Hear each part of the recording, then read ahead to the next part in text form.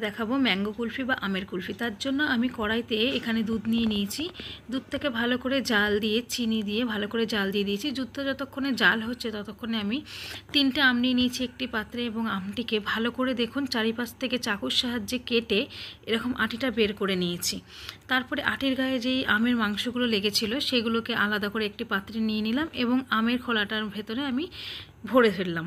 তারপরে দুধটা যখন গাঢ় হয়ে এসছে তখন জাল হতে হতে তখন ওর মধ্যে আমি একটা কেশর দিয়ে দিলাম এবং গুঁড়ো দুধ মিশিয়ে একটু মোটা করে নিলাম এরকমভাবে জাল দিয়ে দেখুন। তারপরে যখন জালটা হয়ে গেছে একটু কুচো আম আমি আমের মধ্যে ভরে নিলাম এবং জাল হওয়া দুধটাকে যখন এই পরিমাণে এসছে ঘনত্বটা তখন আমি আমের ভেতরে ভরে দিলাম এবং আমের ভেতরে ভরে দেওয়ার পরে আমের পেছনে যেই খোলাটা আমরা কেটে রেখেছিলাম পেছনটা সেটা আবার ওখানে আটকে দিলাম। তারপরে এটা আমরা ডিপ ফ্রিজের জন্য 7 থেকে 8 ঘন্টার জন্য রেখে দেবো। তারপরে দেখুন ডিপ ফ্রিজ থেকে বের করে নিয়েছি আমরা।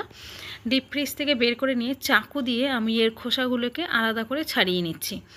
খোসাগুলোকে ছাড়িয়ে নেওয়ার পরে এগুলোকে আমরা 3টে আমের খোসা ছাড়িয়ে নেওয়ার পরে টুকরো টুকরো করে এরকম স্লাইস পিস করে নেব।